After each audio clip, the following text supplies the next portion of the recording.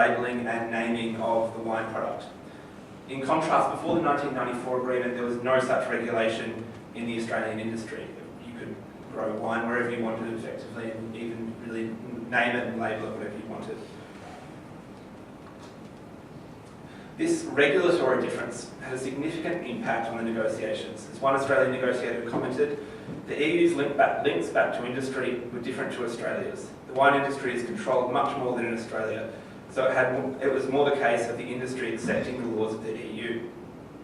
Another Australian negotiator interviewed reflected that the industry in Europe is in a position where it's told by government what's going to happen, whereas the industry here, meaning Australia, has much more involvement in developing policy. Australian industry was involved not only in developing policy or the mandate construction for the negotiations, they're actually involved in the negotiation process itself. As one Australian negotiator put it, the negotiations on the Australian side was partly driven by government and partly driven by the AWBC, which is the Australian Wine and Brandy Corporation. Australian negotiators had to bargain with the AWBC as well as the Australian Winemakers Federation and sell back any negotiated agreement to industry. One Australian negotiator described this as a real constraint for negotiations.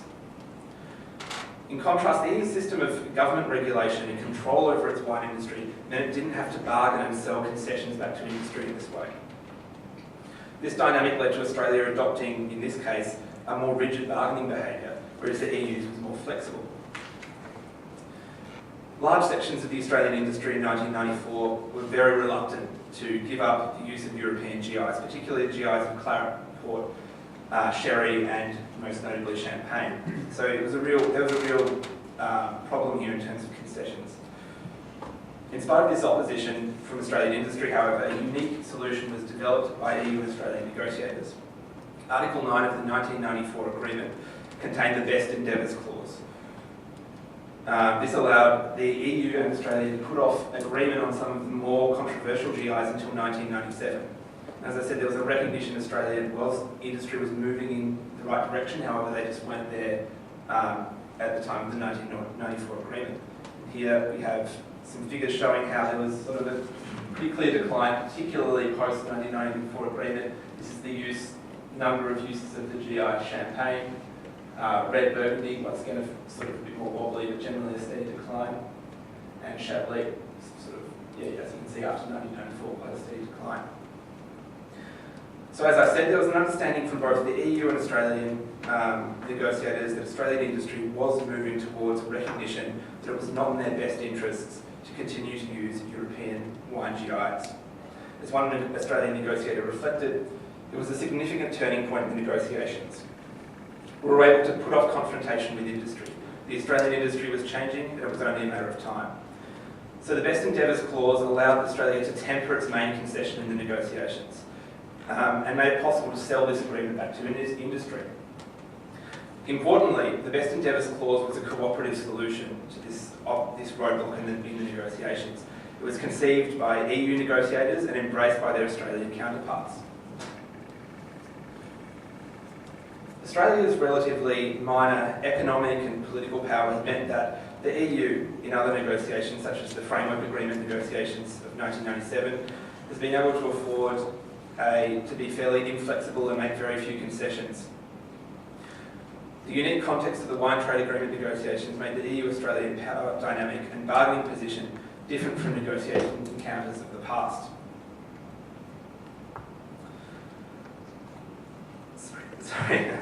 As a more powerful player, the EU was highly responsive to the demands of its industry, as I stated.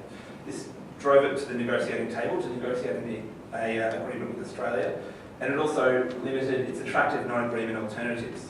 The political cost of non-agreement for the EU would have meant that Australia would have been allowed to continue to use its wine GIs, and this made it, given the power of the French industries, was a significant risk if there was a failure to reach agreement. And I suggest this factored significantly in the concessions they were willing to make.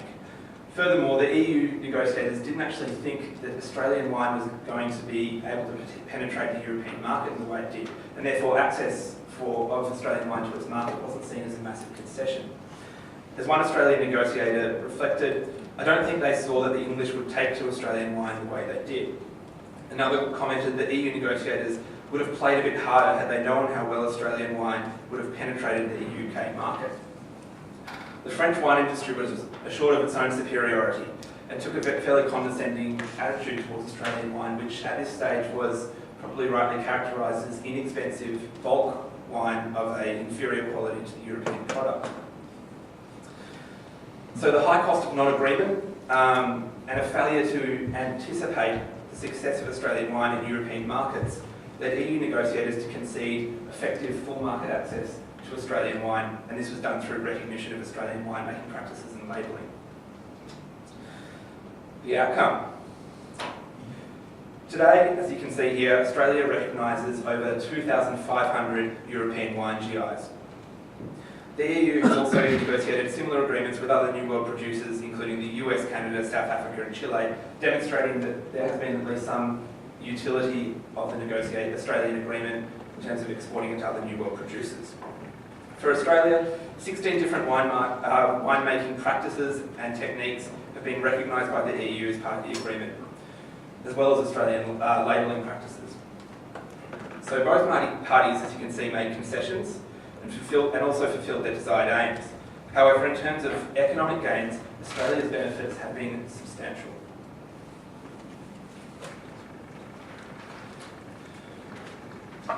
And as you can see here, post-1994 agreement, both the value and volume of Australian wine to the UK market increased dramatically.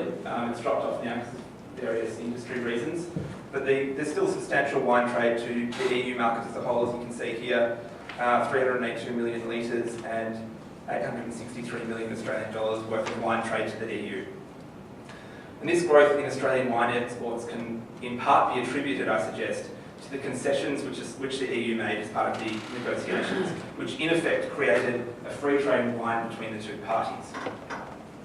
Looking at the outcome of the negotiations outside of pure economic gains, however, both the EU and Australia have benefited significantly, particularly from this, from the fact that this was a successfully negotiated win-win negotiating encounter. The negotiation of a trade agreement in primary products that has significantly benefited Australia has demonstrated to Australian political elites the potential of constructive relationship and constructive engagement with the EU. Since the successful negotiation of the agreement, Australian interlocutors and government officials have been able to move beyond this traditional preoccupation with cap reform and a UK-centric approach, as I think has been demonstrated in the other speeches today. This good news story in EU-Australian relations has prompted Australian political elites to broaden the scope and the potential of EU-Australian relations, and has also increased their awareness of the EU not only as a trade partner, but I think as a political partner as well. So there are lessons that can be drawn out from this case for future encounters. In the wine trade agreement, Australia capitalised on the EU's desire to gain protection for its GIs and counter-bargained for effective, unrestricted access to the EU wine markets.